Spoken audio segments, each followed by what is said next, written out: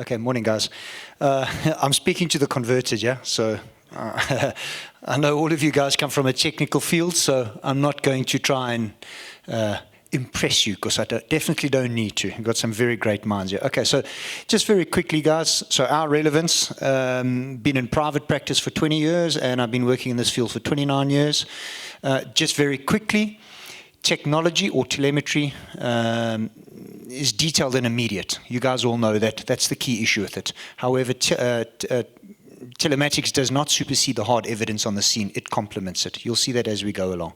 Technology or telemetry can frustrate. Lack of detail or lack of understanding are the two key main issues. We ourselves maintain training through the OEMs, through various people, and in fact, including coming on lectures like this and disseminating and networking as well. Okay, so we ourselves are also busy with various studies, and one of them is in-vehicle monitoring, specifically for body language, reading body language from, in particular, telemetry in terms of video footage, but it is a research paper that myself and the prof from one of the universities will output at some stage. So quickly, I'm not going to bore you with this. You know exactly what telematics is. However, telematics in its most narrowest form, the use of such systems and data is referred to as telematics. GPS, cellular, Bluetooth, wireless, direction, location, safety, fuel, radios, cellular, everything linked into one, telematics. I think you guys appreciate that and understand that. In very brief, first vehicles around from 1700 to 1800. As you can see there, from around about 1896 was the first recorded crash. Mechanical tachographs, as I'm sure some of you would know, came around more or less in the 1970s. Between 1900 to 2000, the mechanical tachograph went across to electronic tachographs. Between the same period, 1990 to 2000, came on board GPS tracking. Between similar periods, in the latters of that, came on board event data recorder, specifically the telemetry from the vehicle itself in terms of engine management, ABS speeds, that kind of thing. And then the latest craze, as we say, is now all of this previous data also linked in with video footage. And I think for those of you that have sat in some of the other lectures, interestingly, a lot of what you see here, a lot of the keywords, a lot of the technology and things I'm going to point out here have already been mentioned loosely in the other comments in some of the other lectures. For those of you that have never actually seen it, a big field that we have to deal quite a bit with now is downloading this telemetry and reading and understanding this telemetry. So if you've never seen one, that's an airbag module. It's probably about 50 mils by 50 mils or 100 mils by 100 mils big. Usually found in the vehicle somewhere. That is the inside of one, and that is an entire engine management system. It's a bit bigger than the airbag module. The airbag module normally talks to, and these two talk to each other. So if you've never physically seen one, that's just interesting for you to see some of the telemetry that's gained from those electronic devices on board almost all vehicles nowadays. All right, so interesting, if you think you're clever because you have a video camera in your vehicle, long before most of us were born, most of us, 1956, as you can see, Buick came out with this stunning vehicle. I'd like to have the vehicle myself, but back in those days, they already had a video camera in the vehicle. Just some interesting, useful information to you. So in terms, very quickly, of the marketplace, where do we stand? So as you can see, vehicle telematics, including cameras, was estimated to be worth about $17 billion by the year 2020. It's projected to grow about 11.8% between 2015 and 2020. The online research currently suggests that that's already been exceeded. And I think from all the previous comments you would have seen in some of the other talks if you've been about, that in the last 3 to 5 years, telemetry has grown leaps and bounds. Okay, so this alone, just as matter of interest, provides you with insight to just how important telemetry has become. Okay, so the local market for us here in South Africa specifically, because we don't care about what happens in the rest of the world. I'm just kidding, man.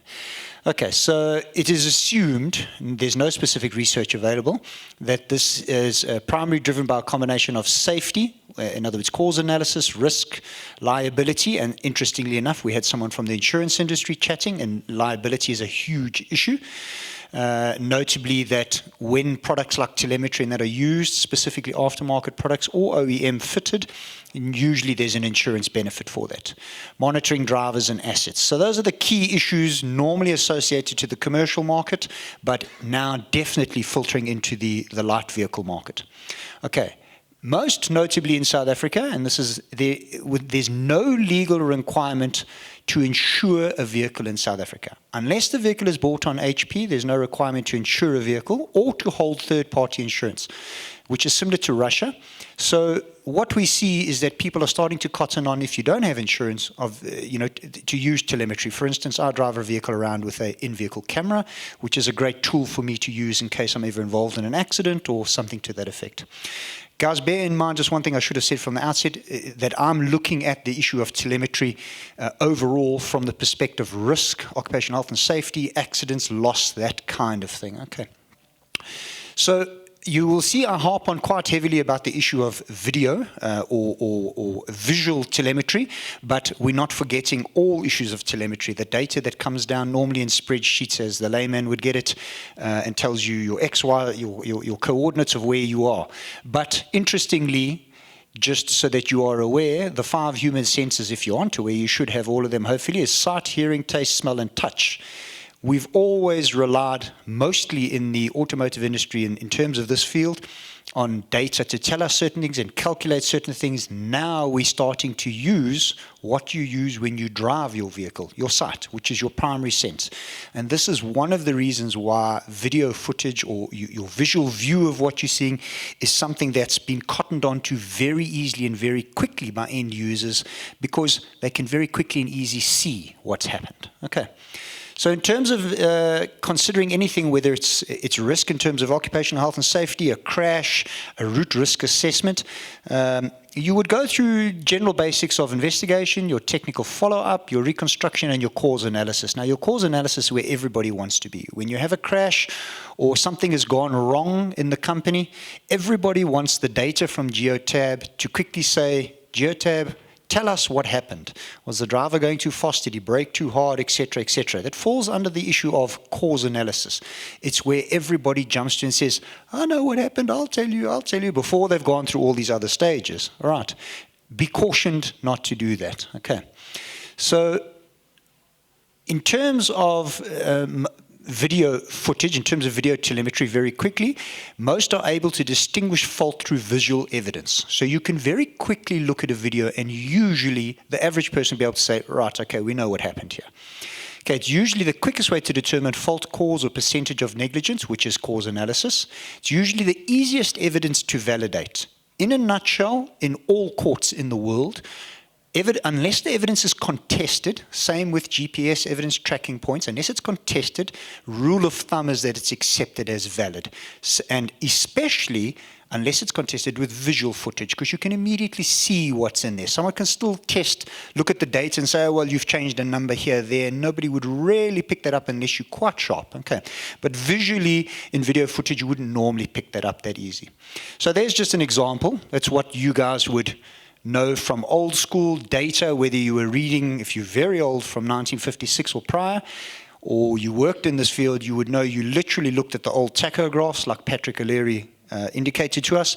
But in essence, what you would get was a list of numbers and figures, your speed, your longs, your lats, your RPM, all these numbers. Now, the average person would probably read 1 to 4 books a year, if not even a book, maybe a magazine. Now, if someone must sit down and read all these piles and piles and piles and piles of data versus very quickly watch a video footage in 30 seconds and you get your answer.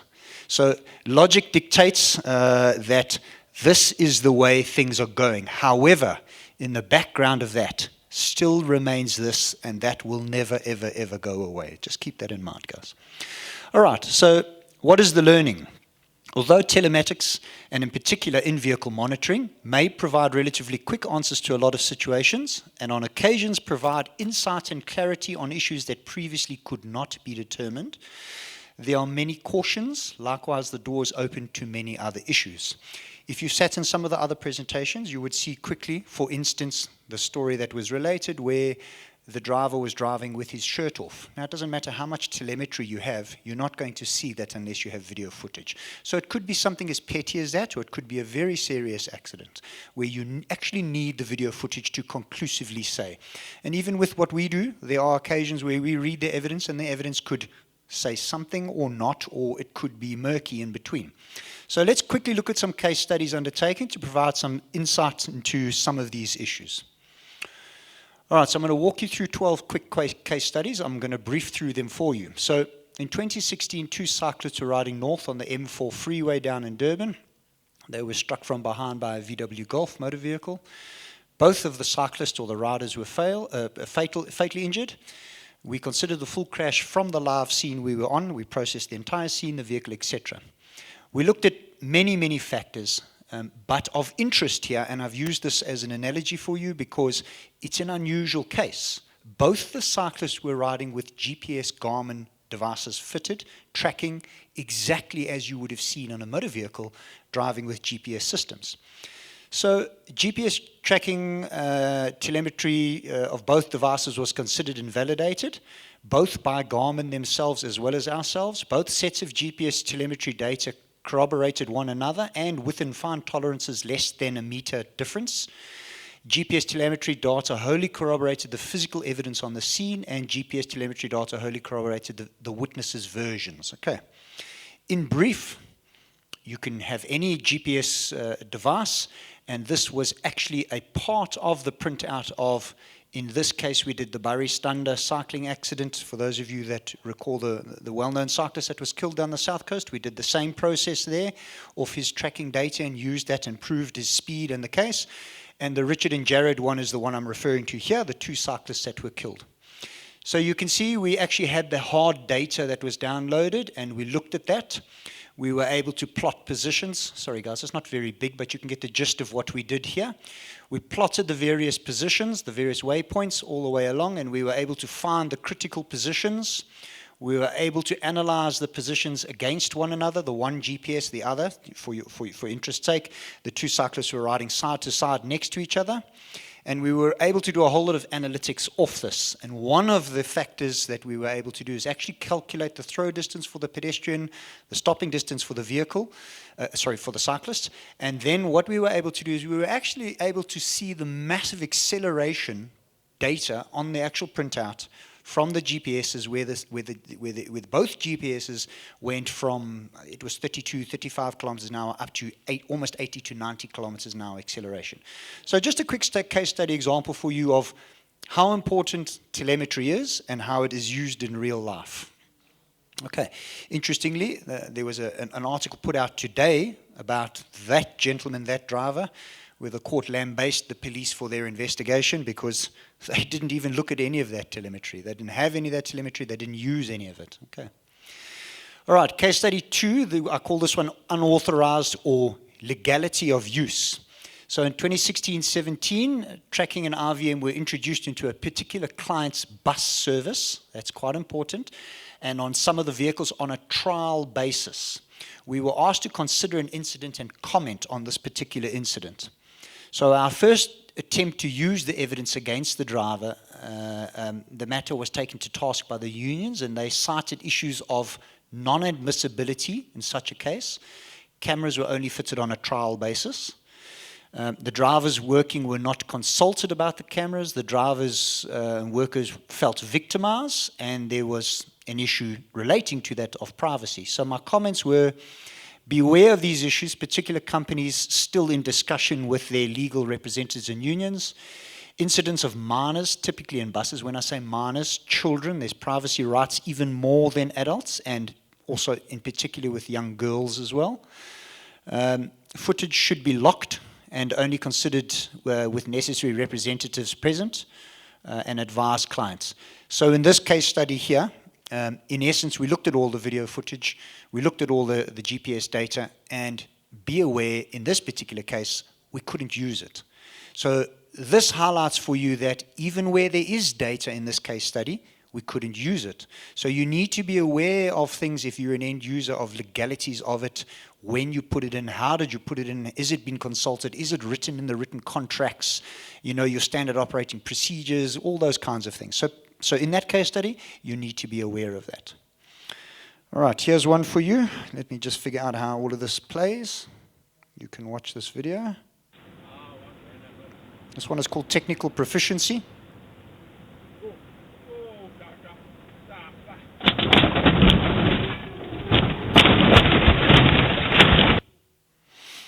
Okay, I think it speaks for itself to some extent. All right, so careful evaluation of the telemetry data against the physical evidence of the scene, vehicle evidence, inversions, and research data. Okay, so in essence, in this particular case, we used that video footage as well as we used the telemetry in terms of the data that came from that. And you can see here it says 2015, a major crash occurred with 6 vehicles on Townhill in Pietermaritzburg. Commercial vehicle did not stop, collided into various vehicles. We were appointed on the case. The tracking and the in-vehicle was provided to us. Analysis of the clip confirmed the initial analysis, however, various questions remained. So, analysis of the clip, short pre-trip recording, which is a typical problem. So when we were considering the telemetry, as we see in a lot of these cases, there's normally only 3 seconds, 5 seconds, 10, 15 seconds. It is an industry problem, but here we were looking at the issue of how far back did the driver see any advanced warning signs or any stop signs or anything like that. So be aware that if you are a product developer or an end user, the issue of how far back you can record and hold that data for is crucial. The camera view in the cab was poor, so HD night vision is a big issue. If you're a developer, you need to be pushing that kind of avenue. You need to get better HD quality so we can look at things like driver's eye movement to look for fatigue. We can look for hand positions. We can look for feet movement actions, accelerator, clutch, brake. Those kinds of things that you may not necessarily look for first time around at face value. They're the finer things that you would go back and look for. Passengers, co-driver's alertness, awareness, and his contribution. Why was there a passenger? What was he doing? Was he distracting the driver? Why was he not warning the driver? That relates to the night vision, whether you could see what he was doing or not. Seatbelts, again, can you see whether seatbelts were worn or not? Or does the telemetry indicate whether seatbelts were worn or not?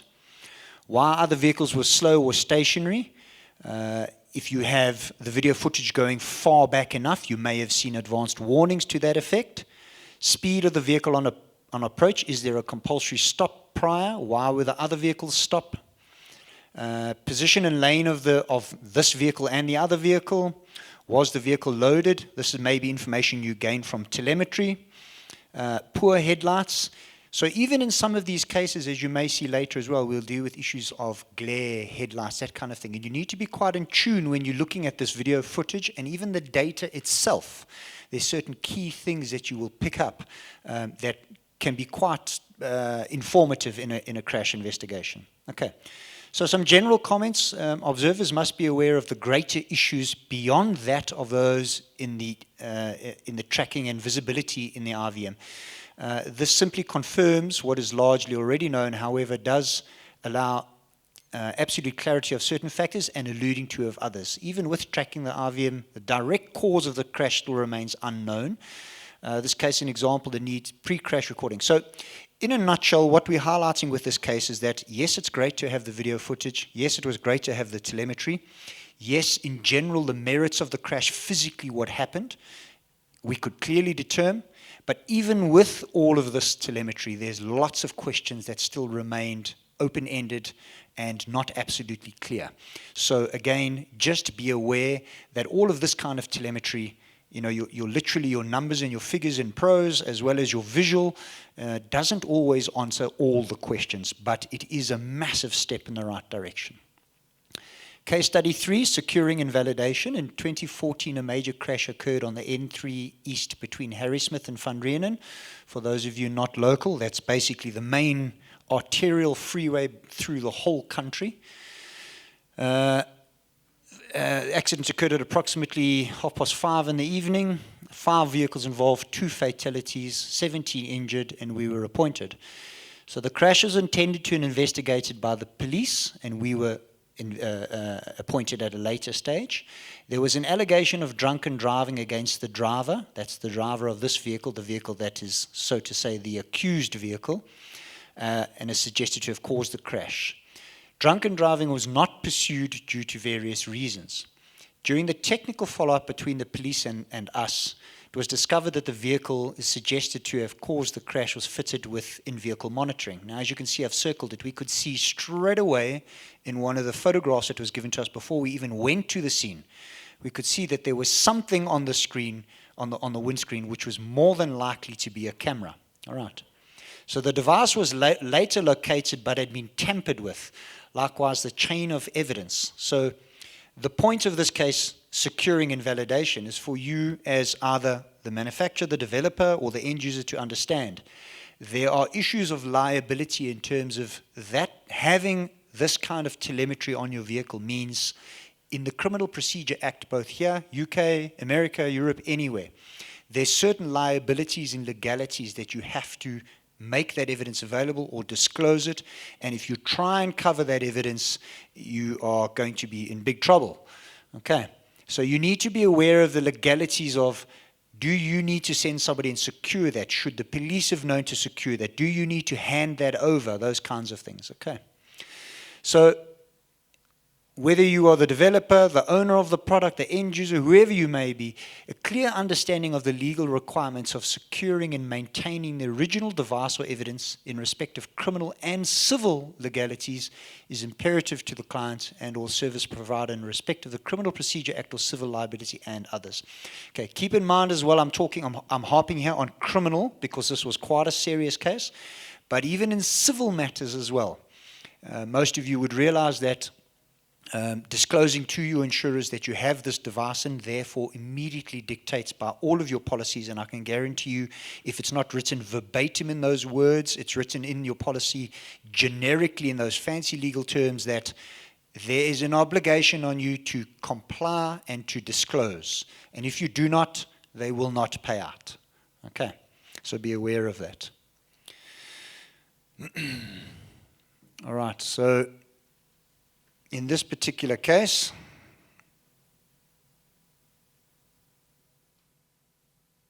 I think you saw this. This is the Fields Hill, what I call the Senele May case. Then I picked my wife up at work, and then we've decided that she's not going to have some supper at home. We're going to just order some supper. So I was talking to my wife just before we got onto the M13, sitting in my vehicle, and then as we pull up, my eye just glimpsed saw the light of the truck coming down, and it happened so fast. It just like took everybody out in front of us.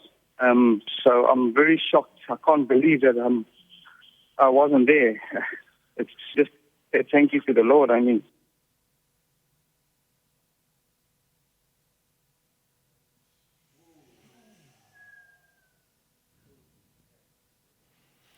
Okay, 23 people killed in that crash. I was on that scene 20 minutes after that crash happened, and I processed that scene till 2 o'clock in the morning. So I can tell you, the point being here, guys, is we're talking about the legalities of use. Now, this is somebody, a member of the public, driving with a camera in the vehicle. Now, because he then put this up on YouTube, it formed part of the criminal investigation. We were able to look at it and decipher certain things from it, but we couldn't use it. Okay, the legalities and that behind it. So what most people didn't know, and you're privy to see this for the first time yourself, because I'm now authorized to release it because the case has been finalized. This is the actual video footage from inside the actual truck coming down Fields Hill with the driver, Senele May. And this was the first crash that he had on his way down. So you can see he's already out of control, hits a young boy in his car, hits another truck, avoids a whole lot of other vehicles and goes off the road. All right, we cut the video short there because he manages to get back on the road, as you can just see.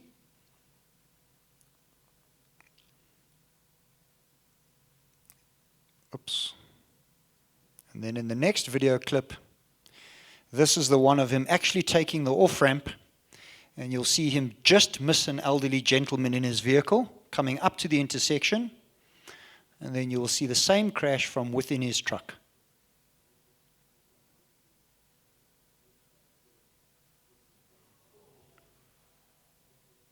All right.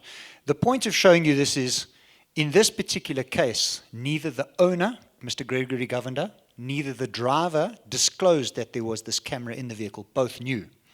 When we found the camera in the vehicle, we thought, what's the chances of this actually having been on? And fortunately, we secured it, told nobody. I sat for over a week and did frame-by-frame analysis of this. And I can tell you now, the report for that was probably about 300 pages of frame extrapolations.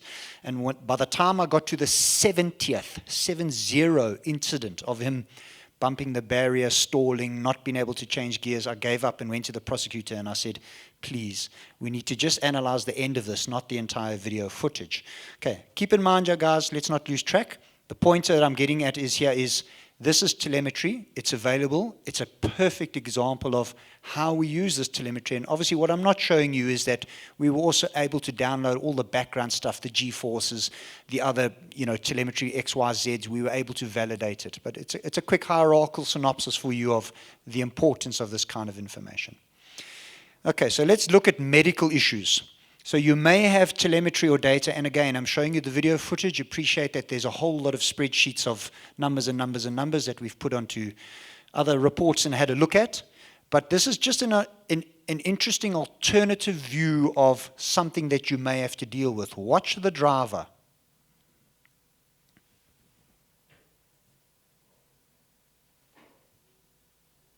Now he's driving, so you can see he's on the phone, he's driving.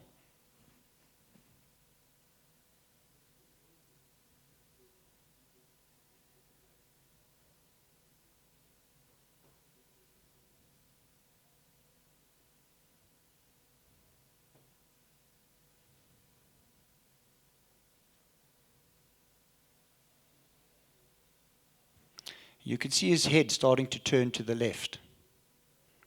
So much so that he transfers the phone to the other side. Bear in mind, he's still driving. Now he's looking to the left. Now he's looking inside the cab at the back of the cab, still driving.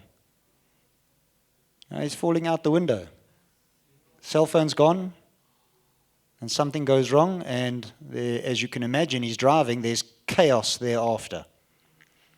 Okay, so this is another case study for you of another kind of issue you may be dealing with. So now we're sitting with a scenario where I'm looking first of all at all the telemetry. And I'm reading this, positioning him. Where is he? Is he accelerating? Is he decelerating? Is he maintaining speed? Is his trajectory exiting road, RORs, runoff roads, gentle angle, indicating something's wrong? And then once I've done all of that and I've gone to the scene and looked at all the physical evidence and looked at the vehicle, then we look at this video footage and then we do a frame-by-frame analysis of that as well. So you can see the importance and the alternative avenues of this telemetry. And yes, I'm showing you the video footage because it's quickest and easiest, but you can understand all the analytical stuff that goes on in the background. All right, so case study 4. This is the same one. Okay, so what was first suspected was a medical condition. Now, I say this with the greatest of respect in South Africa and Africa, and not only in Africa, South America as well. There's a lot of cultural things that when you show somebody that come from a very strong cultural background, they would see something like that, and they may make a comment that that person is perhaps possessed. So over and above the normal Western world things of looking at medical conditions, blood tests, urine samples, possible strokes, that kind of thing, you need to look at all these other avenues as well. So it can be quite an interesting and intriguing thing to look at. And trust me, we looked at all of them ad nauseum. So we looked at things like fatigue. How long had he been driving? Does he have personal home life, personal issues? Is he taking drugs? Does he drink? You've got to look at issues of legality of use of that video clip. You've got to look at driver removed from driving, for medical examines, checkups. You've got to look at his medical history checkups in terms of professional driving permit. His basic understanding of body language. So for someone analyzing that clip, if you're not au fait with that, you may need to call in an expert or a specialist to look at that video clip, as we did. We took it to 3 or 4 medical practitioners that specialized in different avenues of medical things. Said, guys, look at that. What does that tell you? All right. Where necessary, request assistance and clarity and specialist knowledge. Alcohol, drugs, medical screening, ongoing monitoring, a key issue. Tracking and IVM can most certainly assist in those avenues. And again, liability of use in terms of criminal and civil. You will see that crops up quite often. So let's go to another possible medical or possible fatigue issue. And again, bear in mind, on our domestic circumstances, that we ignore fundamental global economic trends, dynamics and debates that will shape the future. We must continue to chart a path for ourselves that is responsive to global change, but equally tailored to addressing the specific needs of our society that will result in truly better lives for all. In this way, and as Lamar said, we find the right because we all right. At the same time, government debt was shown. okay, so I'm going to go through one more example after this. There are quite a few, and obviously you'll see that if you take the presentation yourself and go through it, but obviously we're running out of time. But very quickly in that case, so as an example for you, I'm sure you would glean that one of the things you're going to look at there is fatigue. You're going to look at medical conditions. So considering the tracking IVM clip highlight all the signs of the driver having fallen asleep, notable factors were the sound of the recording itself. That's why I left that on. What was he listening to? How loud was it? The gentle angle of exit, rule of thumb, less than 30 degrees, signs of fatigue, falling asleep. Was the vehicle on auto cruise? Monotonous terrain, high volume, vehicle sound, as I said. No reaction to initial departure warning buzzer that went off, if you may have heard that. The initial reaction by the driver to the initial gentle barrier impact, no reaction. The initial reaction from the co-driver, there was no reaction. So again, guys, what I'm highlighting here is you have this telemetry in terms of written data that you're going to look at. You have this telemetry here that you're going to look at, and it's going to flag many, many, many things for you. One of the crucial things, interestingly, is this is a single vehicle view. Had you had the inside view, you almost certainly would have been able to identify fatigue. We're going to just quickly go to one last one, and then we are done.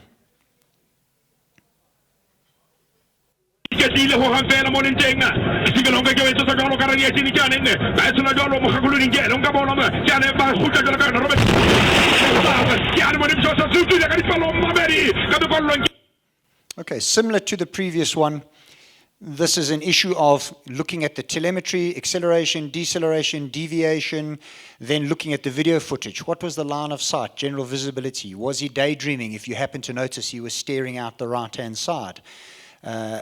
Intense concentration on the football game. For those of you that could understand the language, it was a great game. Okay. No speed reduction, no hooting actions. Actions of the third-party driver. What did the third-party driver do? Why did they pull off when they saw the truck coming? Okay. So in this particular case, it was an interesting civil liability case where they were looking at could they apportion some blame to the other driver. Okay. All right, guys, I'm going to skip through that just very quickly to the end. There are quite a few other examples. You're welcome to go through those in your own time. Some nice technical ones as well we looked at in terms of measuring parameters from the video footage. Just quickly, common themes as you will see in reviewing both. Please, guys, remind, I keep saying this, looking at the data itself, the longitudes, latitudes, acceleration, deceleration rates, G-forces, that kind of thing. So the common things we look at are distracted driving, fatigue, medical issues, sighting distance, glare, lighting, lateral position of the vehicle, whether it was drifting in its lane or not, allegations of mechanical. I love the term escapology because we love using that. My tire blew out, my brakes failed, my steering wasn't working. Percentage of liability, very often a client will know they're at fault, but they will say, please see if we can appoint any blame to the other party. Human factors. So what we see in 90% of the cases that we look at is that the human factor is the issue, and they try and pass that off on somebody else, and it's supported by what we see. Okay, so speed per se is not the common factor when looking at these cases. So in review, my second last slide, there's clear room for improvement in the field of telemetry, and I use that broadly, as you know, in respect of the product, the technology, the supplier, and most importantly, by the user. Some factors of improvements include understanding the legalities of the telemetry by all parties, a clear understanding of the overall picture by the seller, Very often we find that the person providing the product doesn't actually know the product well enough. Clear understanding of the overall picture by the end user. Increasive use of tracking and IVM in a proactive manner, not a reactive manner. Lower overall cost of the products themselves is an important issue. Higher resolution, better night visibility, permanent dual view, longer recording pre and post, built-in analysis of reporting algorithms. Those are being improved on drastically. Safety and security, robustness of the device and the data, and standard vehicle fitment is a big issue. So those are lots of the common factors. All right. Cautions, I think I've gone through the cautions. You can read those yourself. In closing, my last slide for you, and this is my comment. Do not just sell a product or a service, or for that matter, purchase a product or service. Know your product and your service completely and provide a professional, needed and wanted product and service that is used to its full capacity. I have provided for you very briefly in synopsis quite a few pages of a lot of very interesting reading material and research papers. Please feel free to go through that. Thank you very much.